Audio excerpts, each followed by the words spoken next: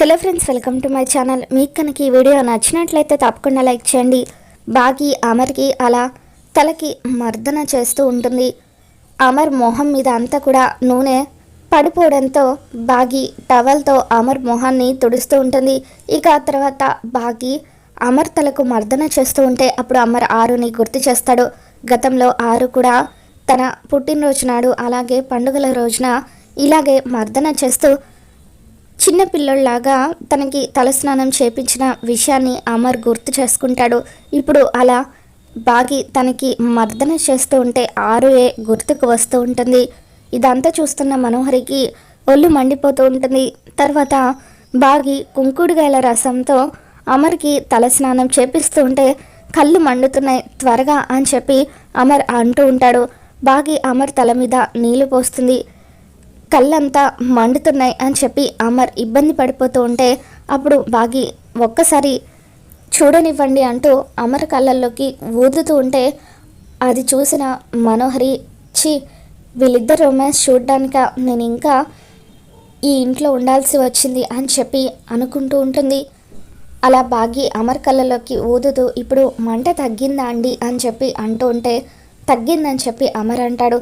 ఇక చేయించిన స్నానం చాలు, నువ్వు వెళ్ళని చెప్పి అమర్ అంటూ ఉంటే సార్ అప్పుడే స్నానం పూర్తవడం ఏంటి సార్, తలస్నానం ఒకటే అయింది, ఇంకా ఒళ్ళు రుద్దనే లేదు, అదిగోండి సున్నిపిండి అక్కడే ఉంది అని చెప్పి మిస్సమ్మ ఆ సున్నిపిండితో మా సార్ ఒళ్ళు రుద్దుతావా లేదంటే వెళ్ళి మీ నాన్నగారికి చెప్పమంటావా అని రాతోడు బెదిరిస్తూ ఉంటే వద్దులేండి అని చెప్పి నేనే వీపు రుద్దుతాను అంటూ బాగి అలా అమర్ వీపు రుద్దుతూ ఉంటుంది. అబ్బా మిస్సమ్మ ఇలా మా సార్కి సేవలు చేస్తూ ఉంటే ఎంత బాగుందో, త్వరగా వీళ్ళిద్దరూ కలిసిపోతే బాగుండు, మా మేడం లేని లోటు ఖచ్చితంగా మిస్సమ్మ తీరుస్తుంది అని చెప్పి అమర్ అనుకుంటూ ఉంటాడు. ఇక చాలు అని చెప్పి అమర్ కోపంగా రాతోడి వైపు చూస్తూ ఉంటాడు. రాతోడు అమ్మో మా సార్కి కోపం వచ్చినట్టుంది, ఇంకా నేను మిస్సమ్మని రెచ్చగొడితే మా సార్ నన్ను చంపేస్తాడు, నాకెందుకులే అనుకుని రాతోడు అక్కడి నుండి వెళ్ళిపోతాడు. ఇక ఆ తర్వాత అమర్ ఇక చాలని చెప్పానా, వెళ్ళి ఇక్కడి నుండి నా స్నానం నేను చేసుకుంటానని చెప్పి అంటూ ఉంటాడు. బాగి అక్కడి నుండి వెళ్ళబోతూ ఉంటే కాలు జారి అలా అమర్ మీద పడిపోతుంది. ఇద్దరు కూడా ఒకరి మీద ఒకరు పడిపోతారు. బాగి లేవడానికి ఇబ్బంది పడుతూ ఉంటే అప్పుడు అమర్ బాగిని పైకి లేపుతాడు.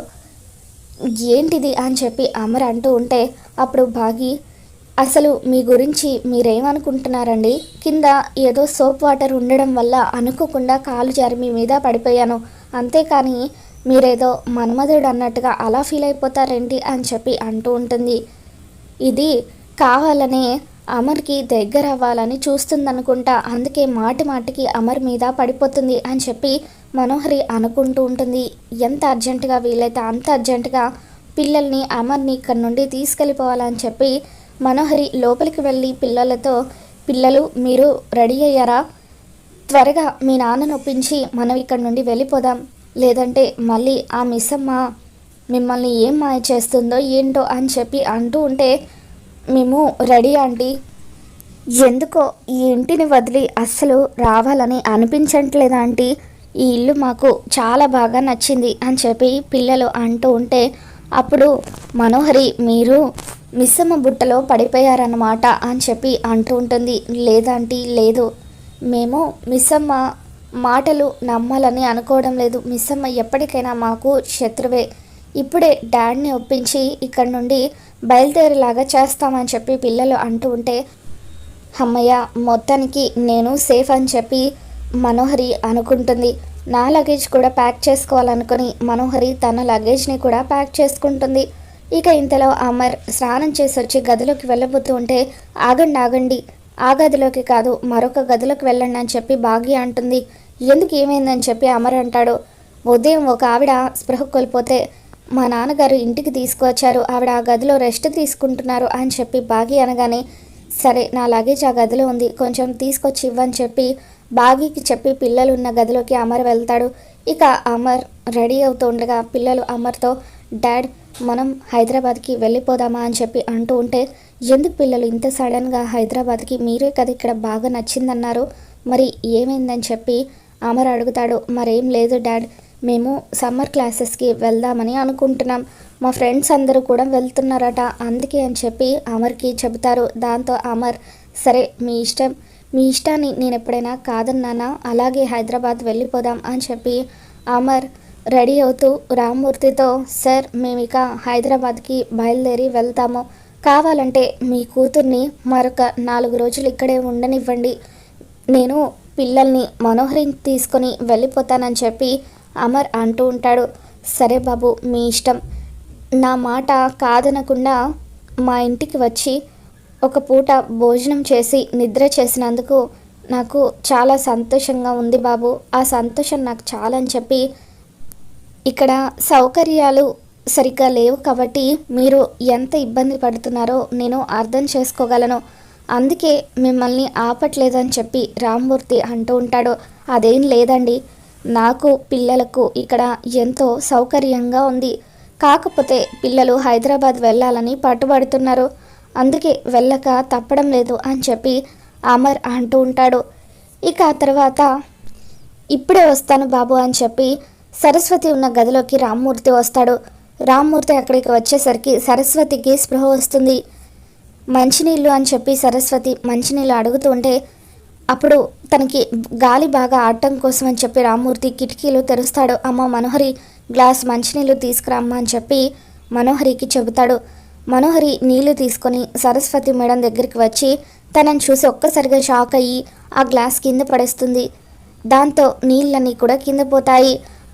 అంకుల్ అమర్ మీకోసం వెయిట్ చేస్తున్నాడు, త్వరగా వెళ్ళండి అంకుల్ అని చెప్పి మనోహరి రామ్మూర్తిని అక్కడి నుండి పంపించేస్తుంది. ఇక ఆ తర్వాత సరస్వతితో సైలెంట్గా ఉండమని చెబుతూ ఏంటి నేను మర్చిపోయిన గతాన్ని నాకే గుర్తు చేద్దామని అనుకుంటున్నావా, నా గురించి అమర్కి మొత్తం నిజం చెప్పేద్దామని అనుకుంటున్నావా, అసలు చెప్పడానికి నువ్వు బతికుండాలి కదా అంటూ దిండుతో సరస్వతి మొహం మీద అదుముతూ తనని చంపడానికి మనోహరి ప్రయత్నిస్తూ ఉంటే అప్పుడు ఆరు కిటికీ దగ్గరికి వచ్చి మనోహరి సరస్వతిని చంపడం చూసి వస్తే మనం ఏం చేస్తున్నావే, ఆవిడ మనకు తల్లి లాంటిది, అటువంటి ఆవిడ్ని చంపాలని చూస్తావా అని చెప్పి నువ్వు నా ప్రాణాలు తీసావని తెలిసిన తర్వాత ఎలాగైనా సరే నీకు సరైన శిక్ష పడేలాగా చేద్దామని చెప్పి నేను ఇక్కడికి వచ్చాను, కానీ నువ్వు తల్లి లాంటి మేడం ప్రాణాలు తీస్తూ మరొక తప్పు చేస్తూ ఉంటే నేను చూస్తూ ఊరుకోను మనోహరి అని చెప్పి ఆరు అలా వెళ్ళి బాగి శరీరంలోకి ప్రవేశిస్తుంది. మంచినీళ్ళు తీసుకుని వస్తున్న బాగి సరస్వతి గదిలోకి వచ్చి మనోహరి జుట్టు పట్టుకొని మనోహరిని గోడకేసి కొట్టి ఎందుకు మేడంని చంపాలనుకుంటున్నావు అంటూ మనోహరి గొంతు పట్టుకుంటుంది. ఇక అలా సరస్వతి మేడం భయంతో స్పృహ కోల్పోతుంది. మనోహరి గొంతు పట్టుకొని బాగి ఎందుకు నా ప్రాణాలు తీసావు, ఇప్పుడు ఎందుకు మేడం ప్రాణాలు కూడా తీద్దామనుకుంటున్నావు, అసలు ఇవన్నీ నువ్వు ఏం సాధించడానికి చేస్తున్నావు అని చెప్పి అలా ఆరు బాగిలోకి ప్రవేశించి తన విశ్వరూపాన్ని చూపించగానే మనోహరి గజగజ వణికిపోతూ ఉంటుంది. ఇక లోపల ఏవో సౌండ్స్ వినిపిస్తున్నాయని చెప్పి అమర్ వాళ్ళు లోపలికి పరిగెత్తుకుంటూ వస్తారు. వాళ్ళు వచ్చేసరికి మనోహరి భయంతో వణికిపోతూ ఉంటుంది. ఏమైంది మనోహరి అని చెప్పి అమర్ అడుగుతూ ఉంటాడు. ఇక ఇంతలో మంచం మీద ఉన్న సరస్వతిని చూసి అమర్ ఒక్కసారిగా షాక్ అవుతూ ఈవిడ సరస్వతి మేడం అని చెప్పి ఈవిడ మీకు ఎక్కడ కనిపించారండి అని చెప్పి అమర్ అంటూ ఉంటే ఉదయం స్పృహ కోల్పోయి అక్కడ పడిపోయి ఉన్నారు, నేనే తీసుకొచ్చాను బాబు అని రామ్మూర్తి అంటాడు. అంటే మీరు చెప్పిన సరస్వతి మేడం ఈవిడేనా అని చెప్పి రామ్మూర్తి అంటూ ఉంటే అప్పుడు అమర్ అవునండి ఈవిడ నా కోసమే ఈ ఊరికి వచ్చినట్టున్నారు, నేను ఈవిడ కోసమే ఎంతగానో వెతుకుతున్నాను అని చెప్పి అంటూ ఉంటాడు. మేడంకి ఎలాగైనా సరే ట్రీట్మెంట్ ఇప్పించి ఆవిడ కోలుకునేలాగా చెయ్యాలి, అసలు ఆవిడ ఏం చెప్పాలనుకుంటున్నారో తెలుసుకోవాలని చెప్పి అమర్ అనుకుంటాడు. వెంటనే డాక్టర్కి ఫోన్ చేసి సరస్వతికి ట్రీట్మెంట్ ఇప్పించడంతో ఆవిడ స్పృహలోకి వస్తారు. సరస్వతి నిజం చెప్పడానికి భయపడిపోతూ ఉంటే అప్పుడు అమర్ మేడం మీరు ఎవరికి భయపడాల్సిన అవసరం లేదు, మీరు నాకు చెప్పాలనుకుంటున్న నిజం ఏంటో చెప్పండి అని అడుగుతూ ఉంటే అప్పుడు సరస్వతి మేడం అమర్ నీకు నేను చాలా విషయాలు చెప్పాలి, ఈ మనోహరి రాక్షసి నీ భార్య ప్రాణాలు తీసింది మరెవరో కాదు ఈ మనోహరియే అని చెప్పి నిన్ను పెళ్లి చేసుకోవడం కోసమే ఇదంతా చేసిందంటూ సరస్వతి మనోహరి గురించి నిజాలు మొత్తం చెప్పేస్తుంది. మనోహరి నటిస్తూ, లేదమర్, ఈ సరస్వతి మేడం అబద్ధం చెబుతున్నారు, నా ఆరుని నేనెందుకు చంపుకుంటాను అని చెప్పి మనోహరి అంటూ ఉంటే, ఇక అప్పుడు బాగీలోకి ప్రవేశించిన ఆరు, నువ్వే చంపావు. ఏ రోజైతే ఆయన నిన్ను పెళ్లి చూపులు చూడ్డానికి వచ్చి నిన్ను కాదని అక్కను పెళ్లి చేసుకున్నారో ఆ రోజు నుండే నువ్వు అక్క మీద అసూయ పెంచుకున్నావు అని చెప్పి బాగి అలా మనోహరి నిజస్వరూపాన్ని అమర్ ముందు బయట పెడుతూ ఉంటుంది. ఆ తర్వాత బాగీలోకి ప్రవేశించిన ఆరు తన కథను అందరికీ కూడా చెబుతూ ఉంటే ఆ కథ విని కన్నీళ్లు పెట్టుకుంటున్న రామ్మూర్తి, బాబు, నా కూతురు ఇలా ఈ కథ చెబుతూ ఉంటే నా పెద్ద కూతురి కథ విన్నట్టుగానే అనిపిస్తుంది. ఒక్కసారి నా పెద్ద కూతురి గురించి మేడంని అడుగుతాను అని చెప్పి రామ్మూర్తి, అమ్మ, మీరు ఏ అనాథాశ్రమానికి వార్డెన్ అని చెప్పి నా పెద్ద కూతుర్ని కొద్ది సంవత్సరాల క్రితం మా అమ్మగారు మెట్ల దగ్గర వదిలేశారు అని చెప్పి నా కూతురు కోసం ఇన్ని సంవత్సరాలుగా వెతుకుతున్నానని రామ్మూర్తి అనగానే, ఇక అప్పుడు మీ పెద్ద కూతురు మరెవరో కాదండి, అరుంధతి అని చెప్పి సరస్వతి అనగానే అప్పుడు అమర్ ఒక్కసారిగా షాక్ అవుతూ ఉంటాడు.